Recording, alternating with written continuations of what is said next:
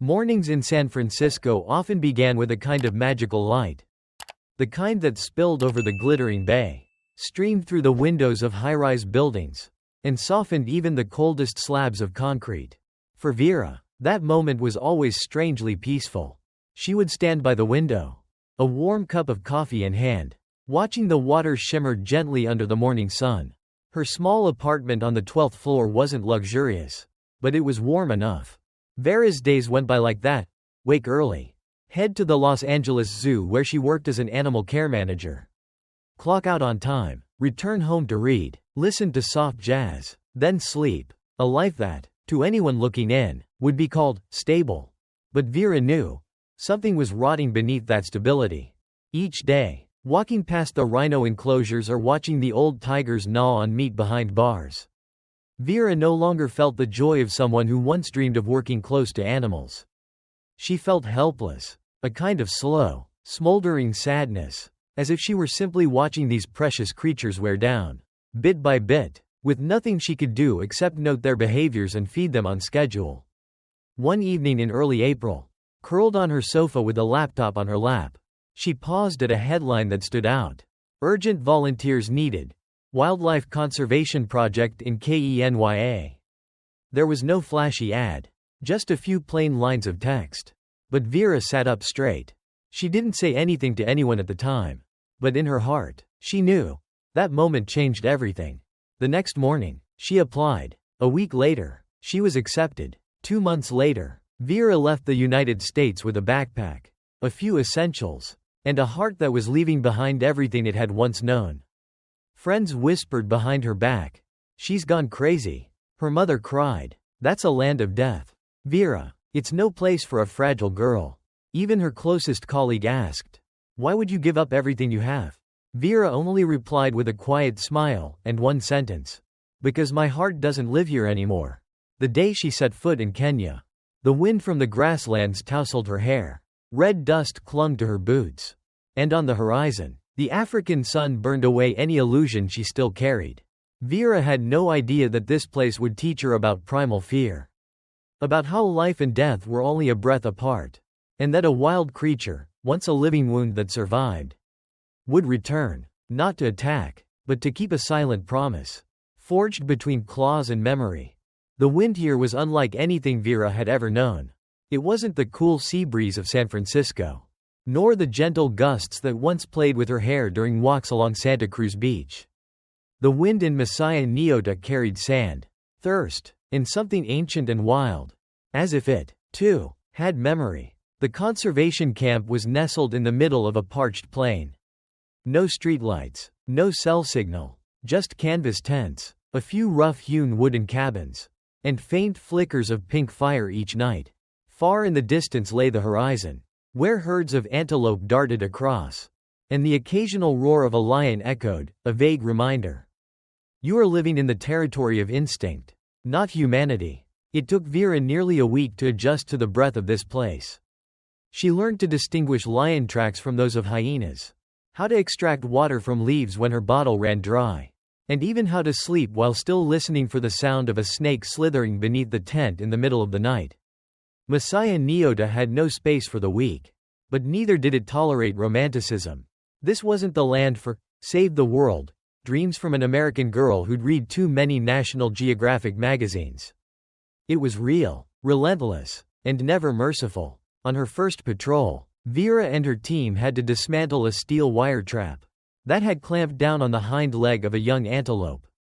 It wasn't dead, but its eyes were already empty. Not from pain, but from the knowledge that there was no escape. One team member murmured, "A few hours later, it would have been torn apart. And here, that's normal." Vera said nothing, but that night, sitting by the fire, watching the embers fade, she wrote in her journal, "I thought pain would be the lesson I'd learned to overcome. But I didn't expect the first lesson to be. This place doesn't care whether you hurt or not." She began to understand. Kindness here wasn't measured by tears, but by resilience. Not everyone is born to live an extraordinary life. But some people, like Vera, are willing to walk away from safety. And that alone makes all the difference.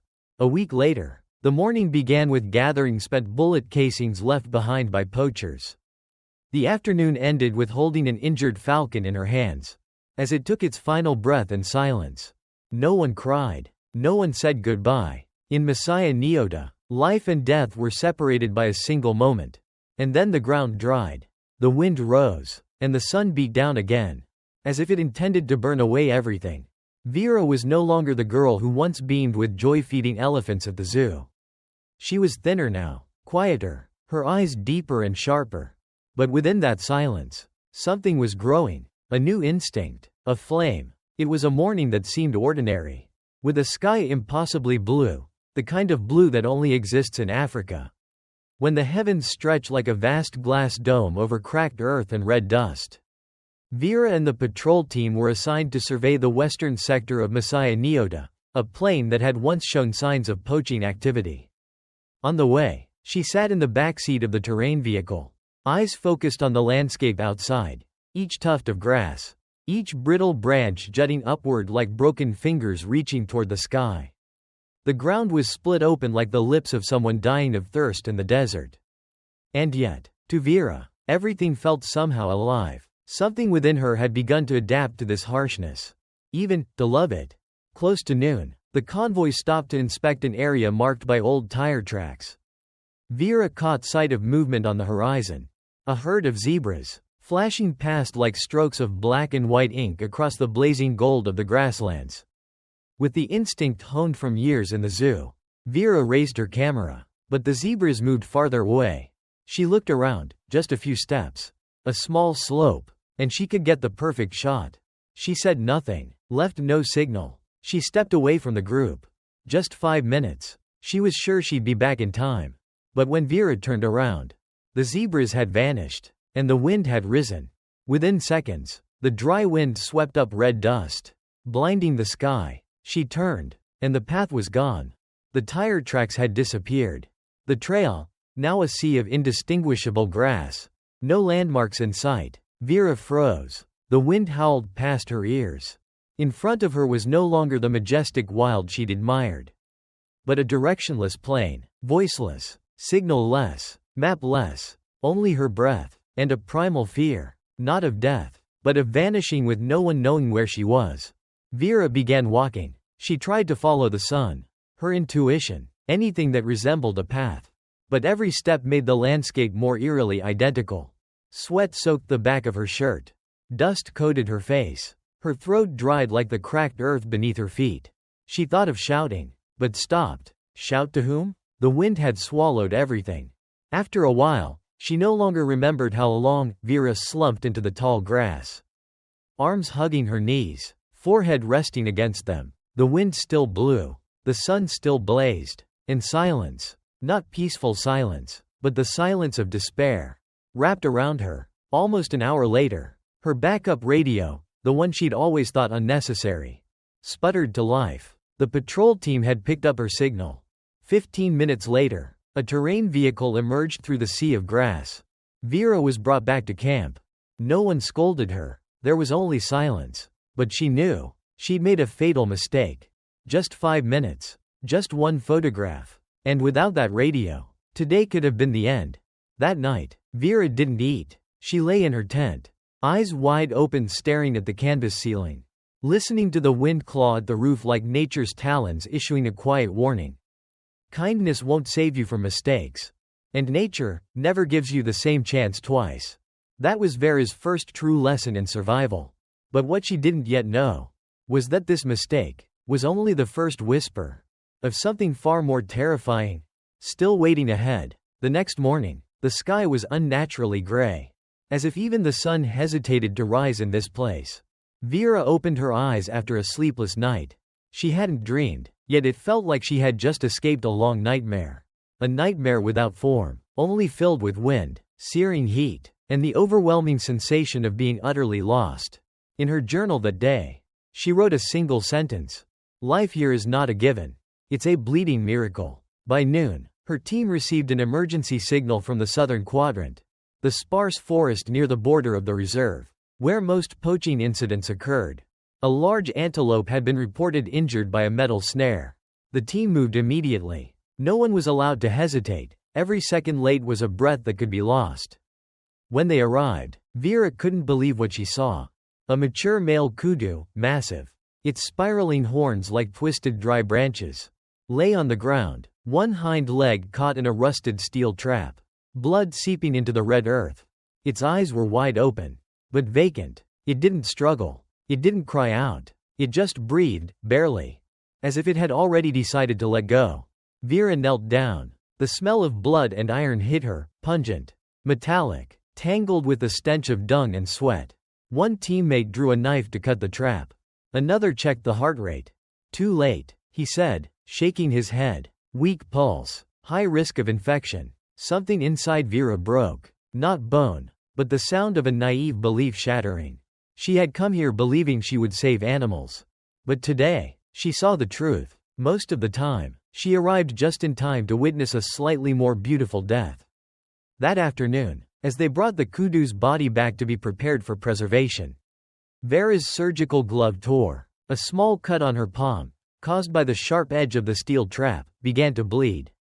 It was small, almost meaningless, but it was her first wound on this land. Not from a wild animal. Not from an accident, but from a trap, left by humans. That evening, as she washed her hands with cold well water, Vera looked at the wound and whispered, "Just a small cut, but now I understand why no one ever calls this place beautiful nature." She understood. Nature isn't a postcard filled with flowers and gentle sunshine. It's a silent battlefield, where weakness isn't forgiven, where beauty is intertwined with blood and loss. From that night on, Vera began to change. She no longer feared getting dirty. No longer flinched at blood. No longer trembled when hearing the death rattle of a wounded animal. Every morning, she rose earlier, learned faster, asked more questions. To her teammates, she was still the American girl with the big heart. But now, that heart had grown a thicker skin made of truth. And though no one said it aloud, everyone knew. Vera was preparing for something greater.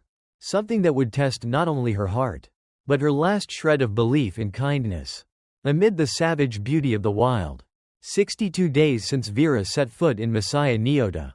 In that time, she had gone on more than a dozen patrols, learned how to read animal tracks on dry ground, distinguish a lion's night roar from that of a hyena, and treat the wounds of a baby elephant left behind after a poaching incident.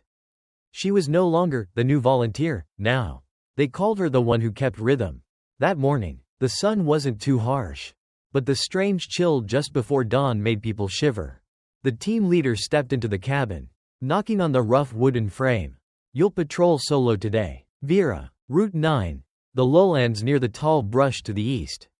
Nothing unusual. A simple assignment. A simple assignment. She nodded, but her heart skipped a beat. An hour later, Vera was behind the wheel of an old pickup truck. The kind with windows that only rolled down halfway. And sun-bleached seats. On board, a radio, a utility knife, antiseptic, water, and a worn paper map with frayed edges. She put on an old helmet, started the engine. It growled and roared to life, stirring awake a morning that still clung to sleep in the wild plains. She had no way of knowing. This patrol would be the last time she entered nature believing humans were always in control. The road was smooth at first. Scattered thorny acacia bushes lined both sides. A few birds flew past, then vanished into the wide open sky. About 45 minutes in, Vera suddenly stopped. On the side, near a cluster of low shrubs, was a silver-gray truck, almost expertly camouflaged among the bushes. Not listed among patrol vehicles. No license plate. Vera cautiously pulled over, shut off the engine, and lifted her binoculars. She scanned. The back door of the truck was slightly ajar. There was a sound, labored, heavy breathing coming from inside. She reached for her radio to call base. But the signal was weak. This area was always shadowed by high ground. Vera stepped out of the vehicle. Slowly. No rush. She was no longer reckless. She knew how to steady her heartbeat. How to track every movement. Even the ones cast only in shadow on the ground. Two men stepped out from behind the truck. Silent. No greeting. No reaction. Vera kept her voice calm and measured. "I'm with Messiah Reserve. This is a protected area. I need to inspect the rear compartment." No response. But they stepped aside. Vera walked forward. And her heart nearly stopped. Inside the truck was a full-grown male rhinoceros. Its 4 legs bound tightly with iron chains. Its body slick with sweat. A deep gash in its left shoulder bleeding steadily. Its eyes wide open, filled with pain and panic. No further evidence needed. This was an active poaching operation. And she, alone, without signal, without backup, had just walked right into the center of it. Vera turned and bolted for her truck. But before her hand could reach the door handle, everything went black. A blow to the back of the head. A hand, hard as steel, clamped around her wrist. The next time Vera opened her eyes, the sun was scorching down on her face. She was bound tightly to the base of a large tree in the sparse forest. Her arms pulled behind the trunk, rope digging deep into her wrists. Cutting off sensation. Her throat was parched, lips cracked, and her body was covered in dust and dried blood. No one was there anymore. Only Vera, alone in the wilderness, left behind like discarded refuse. And in that moment, she understood. This was no longer a mission. This was survival. Midday in Africa. No clouds overhead. Only a blazing sky, like a massive furnace pouring fire directly onto the cracked earth. And Vera, tied tightly to the base of a large tree, her arms pulled behind the rough trunk, was beginning to enter the state all living things fear most, the limit. She no longer knew how long she had been unconscious after the blow. An hour, maybe 5, but when she awoke, the first thing Vera felt wasn't pain, it was thirst. Her mouth was parched like the fissured ground beneath her. Every attempt to swallow felt like gulping fire. She tried to scream, to call out, but what came out was only shallow breath. Soundless. No voices around, no sign of people, only the wind, no longer cool, but like razors, slicing through the tall grass, lashing her cheeks, her cracked lips, her swollen eyes. Time was no longer measured by the clock. It ticked by in panicked heartbeats, in gasping breaths, in the heat burning her from within. By afternoon, Vera began to tremble, not from cold but from fever. The small cut on her hand, from yesterday's steel trap, was now swollen and red. The rope wounds dug deeper, blood soaking through her shirt sleeve, drying into a crust like salt on skin. She started to hallucinate. For a moment, she saw her mother, standing by the kitchen window in San Francisco, washing dishes, calling out, "Don't go, Vera, stay here, where you're still safe." But Vera knew that wasn't real. Her mother was thousands of miles away. And that kitchen, only a memory's ghost. The sky turned to dusk. The final golden rays stretched across the horizon like strands of silk. And she could feel the darkness approaching. Not just nightfall, but the shadow of something else. That was when Vera heard it. At first, a faint rustle, as if something stepped softly through dry grass. Her heart pounded. She turned her head toward the sound, but saw nothing, only the tall grass swaying in the wind. Then came heavier footsteps, closer, and a low growl, deep and ancient, as if rising from the depths of the earth itself. Vera froze. She had no strength left to fight. Her hands were bound, legs numb, body drenched in cold sweat. But her heart was beating so hard, it threatened to tear through her chest. From behind the grass, a pair of eyes appeared. Amber gold, moving, slow, pure instinct. A lioness. Then another. And another. A pride of lionesses stepped out from the tall grass. Silent, not roaring, not panicked, as if they had been watching her for a long time. Vera held her breath. This is the end, she thought. This is how I leave this world, like prey. Bound, unable to run or fight. But something strange happened. They didn't charge. They stopped, forming a circle around her. Not touching, not attacking. Their amber eyes stared at her. Not like prey, but like they were waiting for something. And then, the pride parted, creating an opening. From that gap, another creature emerged. Massive, scarred, wild eyes. But, familiar. A fully grown male lion stepped forward. With a calm, deliberate gait, not aggressive, not snarling. And on his neck, was a long scar, shaped like an L. A mark that could never be erased. Vera stopped breathing. She knew that scar. She knew those eyes. It's him. The lion she had once found caught in a steel trap. A year ago. And had sat beside for 3 days. Never leaving. Whispering nonsense stories. Until he finally allowed the rescue team to come near. Vera burst into tears. Not from fear, but because she knew. Sometimes, in a world ruled by instinct, there are things that require no promises, yet are still kept, completely. Sunset light fell slowly on Vera's shoulders, painting her with scorched patches of gold like glowing iron. Her hair was tangled, soaked with sweat and dust, but her eyes never left the shape moving toward her. The lion was massive. A golden mane rippled over its shoulders. A scar ran down its neck, part warning, part living memory. Vera could hardly believe what she was seeing. But her intuition, the only thing she had left, was screaming. This is not a hallucination. It didn't roar. It didn't charge. It didn't growl. It simply looked at her, intently, unblinking, then took one step closer. Vera could feel its breath, deep and heavy, and the thick wild scent in the air. Earth, blood, and something close to trust. It circled behind the tree where Vera was tied. The lionesses remained around her, as if guarding a perimeter, letting nothing else come near. Then, its claw touched the rope. At first, Vera thought it was just scratching.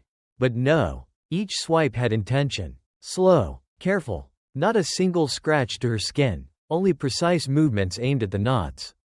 Each tug, the rope loosened a little more. Each pull, the tied cord wore thinner. Vera bit her lip, tears slipping down her face.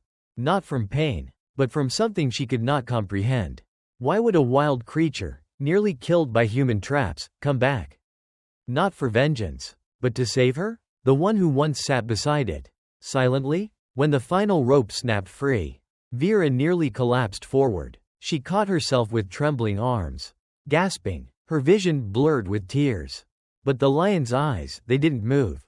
They only watched her. And then, something extraordinary happened. She reached out, slowly, gently, without force. She placed her hand on the lion's shoulder. It didn't flinch. It only closed its eyes and let out a low, deep sound. Not a roar, but a soft rumble. The kind wildlife experts call the greeting of the forgiven. Studies from Oxford have shown that lions, like elephants and dogs, can remember humans by scent, gaze, voice, even rhythm of movement. But what science still cannot explain is why they choose to remember some humans and forget others. Perhaps it's simple. Because some humans do not fear them. Because some choose to sit beside them. In silence. Without demand. Just presence. Vera had done exactly that. For 3 days. No touching. No speaking. Just being there. Telling stories about her mother. A dream. A childhood cat. She hadn't saved the lion with medicine, but with her presence. At a time when it no longer believed in anyone. And now, in the wild, when the world had turned its back, it returned. Vera said nothing. She had no strength, but she laid her hand gently on the scar across the lion's neck. The place that had once bled and hurt. As if to say, thank you for surviving. Thank you for remembering. The lionesses slowly dispersed, vanishing into the grass like shadows of a forgotten world. And the male lion stood a moment longer, then turned, unhurried, and disappeared without a sound. Vera remained on her knees. Not from fear, but because her heart hadn't yet found its rhythm again. She had just been saved by the very thing the world always told her she should fear. The wind softened as the sun dipped behind the distant hills. No more scorching light burning her skin. Only the quiet glow of twilight stretched across tree trunks, cracked earth, and Vera's dust-covered face. She didn't know how long she had been sitting there after the lion left. Everything was too real, almost impossibly real. But the bloodied rope marks on her wrists, the scar on the lion's neck, and the lingering warmth on her shoulder were not a dream. Vera forced herself to stand. Her body was drained, every step like treading on blades. But still, she walked toward the old patrol truck hidden under the brush not far ahead. By some miracle, the poachers hadn't destroyed the radio. With trembling hands, she reached for the switch, adjusted the emergency frequency, and forced each word from her parched throat. This is Patrol Station 9, Vera Spencer. We've got a serious poaching situation. A rhinoceros, restrained, injured, in illegal transit. I was attacked but I'm alive. Requesting immediate backup. Repeat, requesting emergency assistance. Location near Suji Junction and the Sula Plains. Silence. Then the voice from headquarters came through, urgent, worried, but steady. Vera, we read you. Armed response team en route. Hold your position. Track if possible. Be careful. And, we're glad you're still alive. She broke down, for the first time all day. But not from fear. This time, from the relief of knowing she was no longer alone. Vera reversed the truck out of the brush, leaving behind the torn rope and fading lion tracks in the sand. She had no time to tremble. Somewhere out there, the rhino was still bound. And the poachers were on the move. The tires tore through the red earth, leaving a long trail of dust behind. The wind picked up, like the earth exhaling, waking up everything that had been hiding. Less than 30 minutes later, the Messiah Rapid Response Team reached the area. Vera led them back to the road where the gray truck had first appeared. The evidence was still there. Deep tire marks, lengths of chain caught in grass, faint blood stains on wooden boards. The wind hadn't erased them yet, and the poachers hadn't gone far. The pursuit began. Trucks sped through red hills, through tall thorn bushes and deep ruts. Vera sat in the front seat, eyes fixed, reading wind shifts, wheel tracks, every turn like an oath. This wasn't a patrol anymore. It was a rescue. It was a promise. Finally, on a dirt road near the eastern border, they spotted the gray truck, stalled. The men inside scrambling, pulling at tarps, trying to escape into the forest. Sirens blared. The conservation unit and local police closed in from 3 directions. No shots fired. No threats needed. 2 men were handcuffed, heads bowed, hands still smeared with blood. Vera didn't look at them. Her eyes locked on the truck bed, where the rhino lay, still breathing, still alive, but that breath, shallow, broken, and its body shuddered uncontrollably. The vet jumped aboard immediately, administering painkillers, antiseptic. Vera stepped forward, knelt beside the edge of the truck, and her eyes met the rhino's. Just for a moment, she whispered, "Hold on. You don't die today. Not today." The truck was towed back to the conservation station that night. The rhinoceros, its massive body curled up like a living boulder, was still breathing. But each breath passed as if through the narrow slit between 2 worlds, one of life, and the other of eternal silence. Vera sat beside the truck bed the entire ride back. Her hands were still stained with dried blood. Fingernails cracked from clawing at dirt while trying to break free. Her wrists bruised and swollen. But her eyes, they burned strangely bright. Not with blind hope, but with a sense of duty. A living being had fallen into the hands of humans, and if it died, that death, too, would bear the guilt of our species. At the station, the veterinarian and care team worked through the night. The rhino had lost a lot of blood, with a deep laceration on its left shoulder and chain marks cutting deep into its joints. But thankfully, the organs were intact. It was not gone yet. It still had a chance. Vera sat outside the treatment room, back against the wooden wall, holding a cup of hot water she never drank. She said nothing, only listened to the raspy breaths inside, and the rhythmic pulse of the heart monitor, like a countdown clock for 2 souls. 3 days later, the rhino was still alive. It couldn't stand yet, but its eyes were open, sometimes shifting toward whoever entered the room. It didn't bellow, didn't thrash, but it didn't surrender either. Just like Vera, who was healing too. In silence. On the 4th afternoon, when the care team moved the animal to an open-air recovery enclosure, a space closer to natural light and fresh air, Vera followed.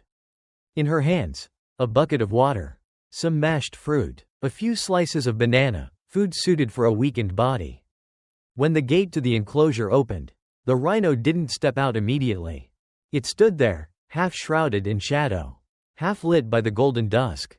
One leg trembled slightly. Its head drooped, then lifted again, as if weighing a question. Is there still a place for me in the world out there? Vera set the bucket gently on the ground, then sat beside the open gate. She didn't reach out, didn't coax, just sat, the way she had done for the lion. A year ago. 10 minutes. Then 15. And then, 1 step. Slow. Then another. The rhino stepped out of its enclosure.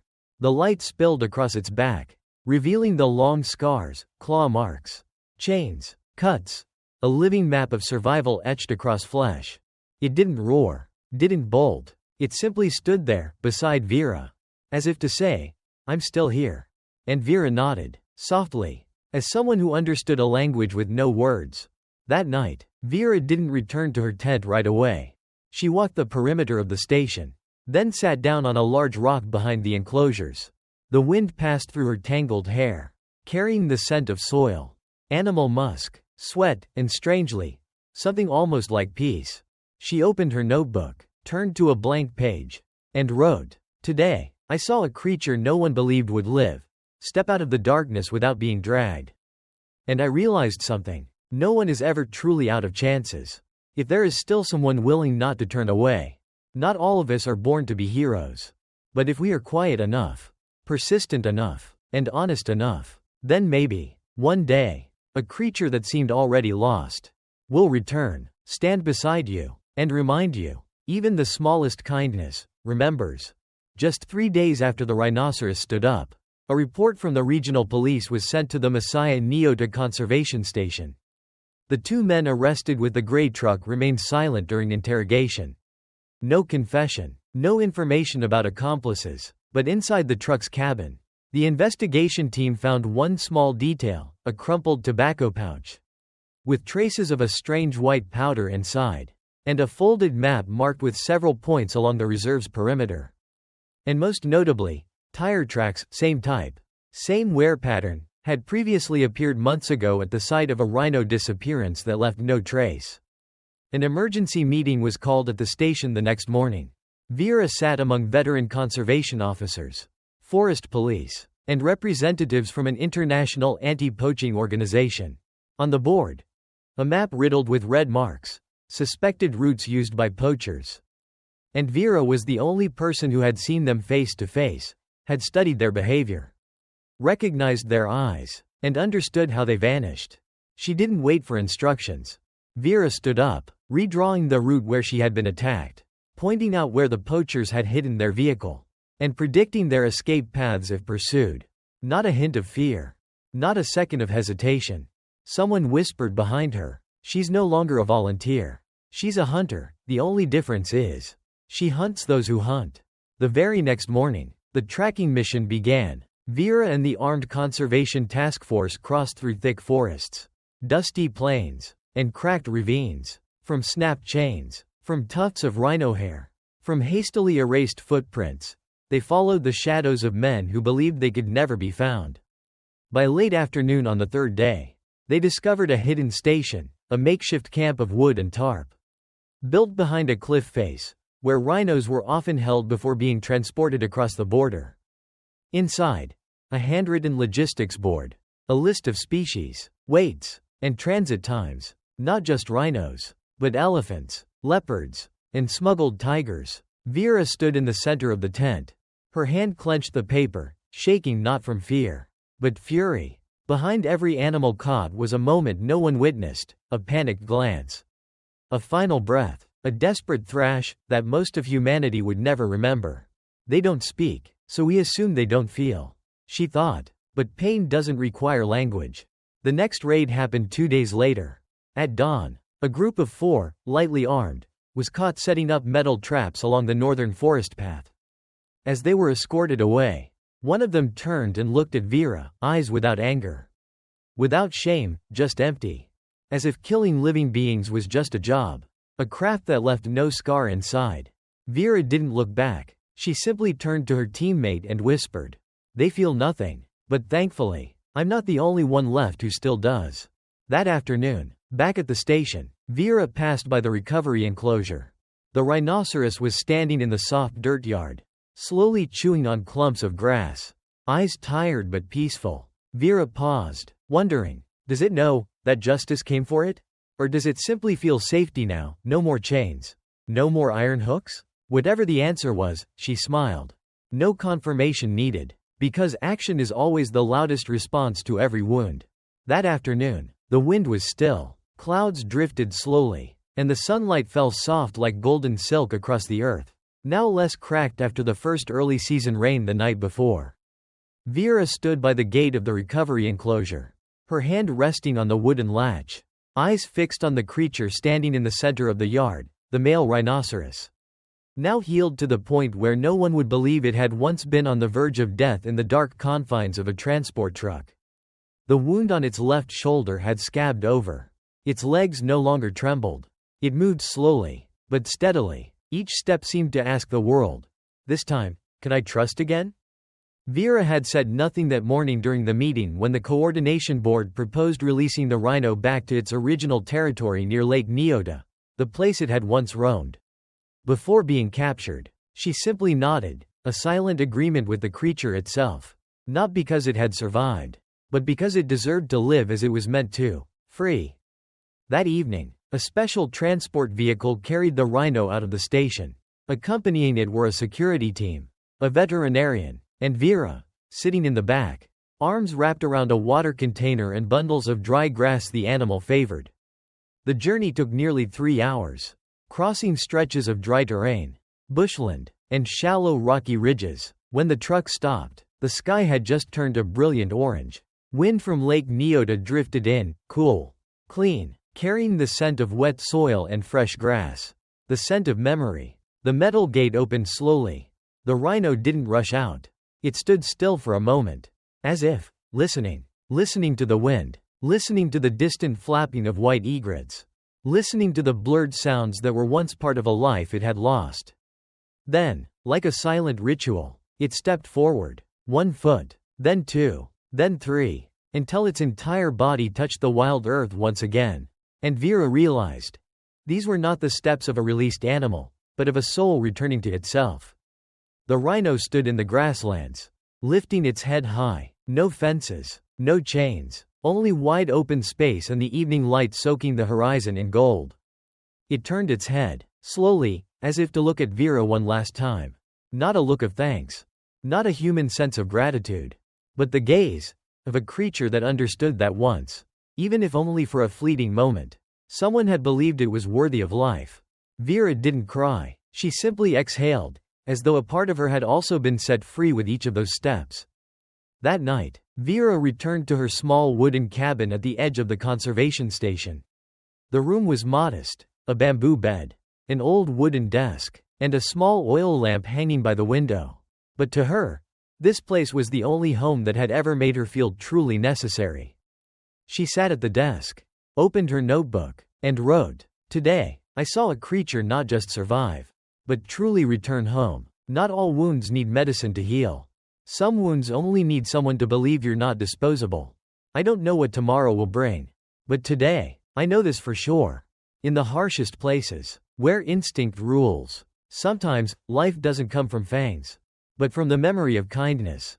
Outside the window, night had fallen completely, but somewhere out in the fields, the warm eyes of a wild creature still watched the station. Like a flame that never goes out in the dark. A week had passed since the rhino returned to its land. Life at the Messiah Nyota Conservation Station gradually settled back into its familiar rhythm, dawn patrols, the crackle of radio static at midday, and flickering oil lamps after the evening meal. But for Vera, nothing was the same. She was no longer the girl who had arrived with romantic illusions about saving the world. Now, she understood. Saving a creature wasn't about rescuing it from pain, but making sure it didn't die alone. Forgotten. That night, the sky was clear. The moon, nearly full, cast its light through the window of the wooden cabin, spilling across the desk where Vera was writing the final lines in her weathered notebook. "I used to think the world only needed kindness. But it turns out, what the world really needs, is kindness that remembers. Because only when we remember, do we return. And only when we return, does goodness stand a chance to outlive cruelty." The night wind brushed across the tall grasses in the distance. Still, but not lifeless. Everything felt as though it were sleeping, or waiting for a call. Vera rose to her feet, opened the wooden door, and stepped onto the cabin's front steps. In the distance, across the field, moonlight poured over the waving grasses like silver waves. And then, she saw those eyes. Amber gold, unmoving, unblinking, just present, among the tall grass and slanting moonlight. She knew those eyes. She had once knelt before them, the day she was bound. Weak, believing it was the end. They were the same eyes once forgotten amid blood and iron traps. Until someone sat beside them for 3 days and didn't leave. No need to come closer. No need for words. That presence alone was the answer. A promise never spoken aloud, but kept all the same. A wild soul, no longer wounded, no longer lost, had returned not from instinct, but from memory. I remember. Vera didn't move. She only smiled, a tired smile, but enough to soften a land that had long forgotten gentleness. She whispered into the empty night, "I won't forget either." The wind closed the door behind her. On the desk, the notebook was shut. In the bottom corner, slightly off-kilter ink read, "If one day you are cast into forgetting, I hope someone will cross every danger, just to prove that you were still worth existing." Midnight settled. The wind swept through the tall grass. And somewhere, a quiet, steady paw print pressed into the dust, then vanished into the dark.